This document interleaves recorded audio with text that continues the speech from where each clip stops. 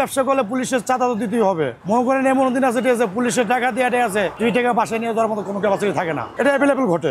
এখানেও যেমন ধরেন আপনি দেখা গেছে ওখানে পুলিশের চাঁদা, আপনি রাস্তায় আসবেন, গাড়িতে আসবেন, ঠিক আছে, ওখানে গাড়িতে সিঙ্গেল টাকা 200 টাকা লাগে, আগে হাত পেতে পড়ে তাই আল্লাহর রাস্তায়। এটা বাধ্যতা তার লোক, এটা এই ধরনের অবস্থা। নেতারা তো অবশ্যই আছে, এটা তো 100%। এটা তো এদেরটা আলাদা, পুলিশেরটা আলাদা, মানে সব আলাদা আলাদা, মানে এটা এদের বাপদাদার তালুক। তোমার ব্যবসা হোক, তোমার বাসায় খাক আর না খাক, তারটা পুলিশেরটা আগে দিতে হবে। যারা যে ছাত্রলীগ আছে, দলের লোক আছে, তাদেরকে দিতেই হবে। এর ভিতরে কোনো মিস নাই। তুমি খাও আর না খাও, ওটা তো করে দেওয়ার বেশি না। এমন সময় যায় সারা দিনে 2000 টাকা বেচা যায় না, অন্তত 1000 টাকা, ঠিক আছে, পুলিশে দিতে হয়, ছাত্রলীগ দিতে হয়, ওই নেতাকর্মী দিতে হয়, ওই অমুক দিতে হয়, ওই কমিশনার দিতে হয়, এই অবস্থা। এখন আল্লাহর রহমতে আলহামদুলিল্লাহ, ঠিক আছে, আজকে যাবত 1 সপ্তাহ ধরে, ঠিক আছে, কোনো আমাদের এই বাজারে যখন এই সরকার বলাইলো, তারপরের দিন, ঠিক আছে, বিএমপির লোক ঢুকছে, বিএমপির লোক ঢুকে চাঁদা তুলছে।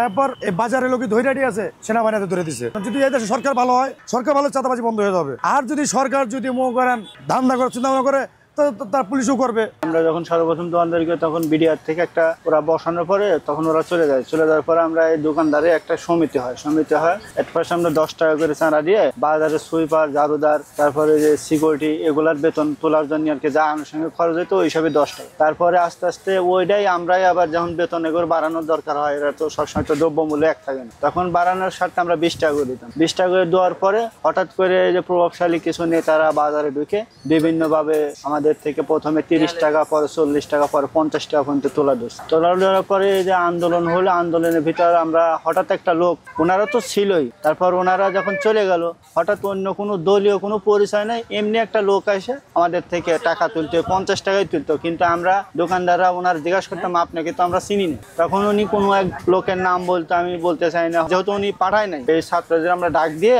দিয়ে বললাম যে এই অবস্থা, এর আমরা চিনি না। আমরা তো আগে যাকে দিতাম আমরা চিনতাম যে এর অফিসে এরা বসতো। তখন ওনাকে ওই ছাত্রদের ডাকে আনার পরে তখন ওই লোকটারে ওই ছাত্ররা যারা ছিল ডাকে আনার পর তখন ওনার কাছে ছাত্ররা জিজ্ঞাসা করছে আপনি কে বা কারা। তখন ছাত্রদের কাছে উনি আর কি ওনার পরিচয় দিয়েছে। দেওয়ার পরে তারপর আমরা বলছি, ছাত্ররা আবার আমাদের জিজ্ঞাসা করছে আপনি বলছি যে না আমরা এসে চিনি না। তখন উনি বলছে যে আমার আমাকে পাঠাইছে। তখন আমরা বলছি না আমরা চাঁদা দেবো না। তারপরে উনি হঠাৎ একদিন বলছে যে তুমি আমার অফিসে আসো। আমি একদিন বলছি যে না আমরা আপনাকে দেবো না।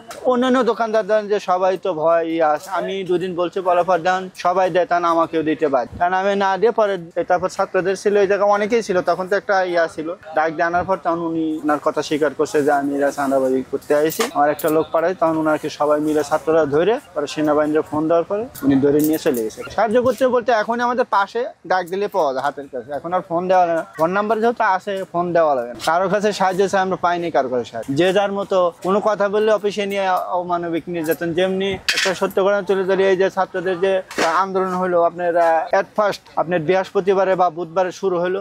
ওই দিনকে অনেক ছাত্রছাত্রী আপনার গ্যাস টিয়ারশেল মারার কারণে চোখে তখন ভিতরে আমাদের মার্কেটের ভিতর ঢুকতে খোলা, তো ঢোকার পরে আমরা কিছু লোকজন ওদেরকে হয়তো পানি বা টিস্যু বা এটা সেরা দিছি সাহায্য করার কারণে। আমাদের 4-5 জন অলরেডি 2 জন, আমার পাশের দোকানের একজন আর সবজি দোকানের একজন, এই 2 জনের নিয়ে অফিসের মধ্যে বন্ধ করে যে মাঠটা দিয়েছে ওনারা 2 জনই এখন মার্কেটে নেই। তারা চাঁদাবাজের একটা সিন্ডিকেট ছিল এবং আশপাশে যারা প্রভাবশালী নেতা তখনকার দলীয় নেতা যারা, তাদের সাহায্য সহযোগিতায় এরা চলতো। এরা পর্যায়ক্রমে অত্যন্ত নির্যাতন করছে, কেউ কোনো বলতে পারেনি। এখন আমরা ব্যবসা করতেছি মানে নিশ্চিন্তে, কোনো ওই ধরনের কোনো নির্যাতনের শিকার হচ্ছে না। আর আমরা এই মার্কেটেতেই যখনই কোনো দল ক্ষমতা আসে তখনই নির্যাতনের শুরু হইতে এই পর্যন্ত।